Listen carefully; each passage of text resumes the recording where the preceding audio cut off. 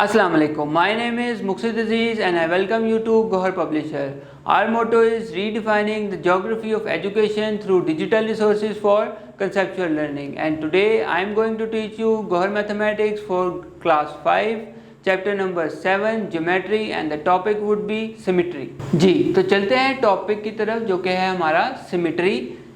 अब सिमेट्री होती क्या है? अ शेप है symmetry if a central dividing line can be drawn on it to show that the both side of the shape are exactly the same. अगर एक shape आपके पास कोई भी है उसके सेंटर में आप एक ऐसी डिवाइडिंग लाइन ड्रॉ करें कि जिसके दोनों साइड पे जो शेप बन रही है वो इक्वल हो तो वो आपके पास सिमेट्रिकल शेप कहलाएगी या वो सिमेट्री कहलाएगी। जैसे ये रेक्टेंगल के सेंटर में आपने एक लाइन ड्रॉ की तो ये जो शेप आपके पास दोनों साइड पे बन रही है ये इक्वल है, नज़र भी आ रही है कि ये इक्वल है। इसी तरह ये तमाम शेप्स जो हैं वो सिमेट्री हैं और ये सेंट्रल लाइन डिवाइडिंग लाइन है, इसको टू पार्ट्स में डिवाइड कर रही है।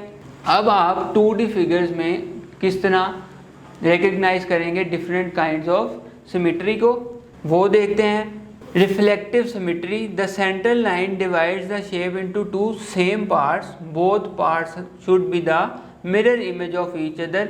रिफ्लेक्टिव का मतलब रिफ्लेक्शन, जैसे आप अपने मिरर में रिफ्लेक्शन देखते हैं तो जैसे आप हैं वैसे ही आप मिरर में नज़र आ रहे हैं। तो ये भी जब लाइन आप डिवाइड करके सिमेट्री इस तरह की हो कि एक साइड दूसरे साइड की मिरर इमेज यानी रिफ्लेक्टिव इमेज नज़र आए, वो आपकी रिफ्लेक्टिव सिमेट्री कहलाएगी।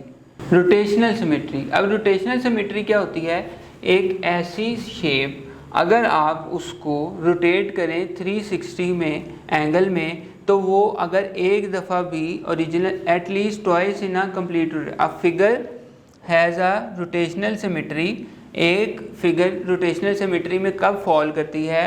अगर ये ओरिजिनल शेप इसकी जब आप इसको कंप्लीट रोटेट करें यानी 360 का एंगल रोटेट करें तो एट लीस्ट 2 दफ़ा ये ओरिजिनल शेप इसकी आप रिपीट होनी चाहिए, वो कहलाती है रोटेशनल सिमेट्री। ये आपके पास जैसे ओरिजिनल शेप है, इसको आप 90 के एंगल पे आपने रोटेट किया यानी इधर, तो ये सीधी हो गई, ये ओरिजिनल शेप की तरह नहीं है। फिर आपने दोबारा रोटेट किया तो ये इस तरफ हो गई, लो ये रोटेशन एक ओरिजिनल शेप नहीं आई।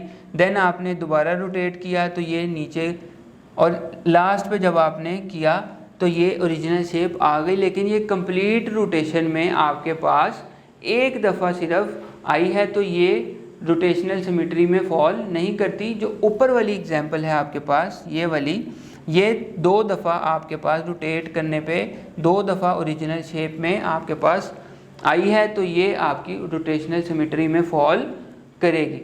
अब आपने लाइन ऑफ सिमेट्री को आइडेंटिफाई किस तरह करना है कि आपको पता लगे कि ये जो लाइन क्रॉस कर रही है ये लाइन ऑफ सिमेट्री है भी या नहीं है। The central line of symmetry होती क्या है? जो इक्वल पार्ट्स में डिवाइड करती है। अगर वो लाइन इक्वल पार्ट्स में डिवाइड नहीं कर रही तो वो लाइन ऑफ सिमेट्री नहीं कहलाएगी। ये तमाम शेप्स में आपके पास जितनी भी लाइंस हैं वो सिमेट्री में शेप्स को डिवाइड कर रही हैं, तो ये तमाम लाइंस ऑफ सिमेट्री हैं। रोटेशनल सेंटर क्या है? जिस सेंटर के अलोंग आप किसी भी फिगर को रोटेट करते हैं वो आपका रोटेशनल सेंटर कहलाएगी। एक सिंपल डेफिनेशन है, यानी एक सर्कल हुई फॉर एग्जांपल, अगर आप जो सेंटर है इसके अराउंड आपका सर्कल रोटेट करेगा तो ये आपका रोटेशनल सेंटर कहलाएगा। उम्मीद है ये टॉपिक आपको समझ आ गया होगा। अब मुलाकात होगी नेक्स्ट वीडियो में नेक्स्ट टॉपिक के साथ, तब तक अपना ख्याल रखिएगा। अल्लाह हाफिज़।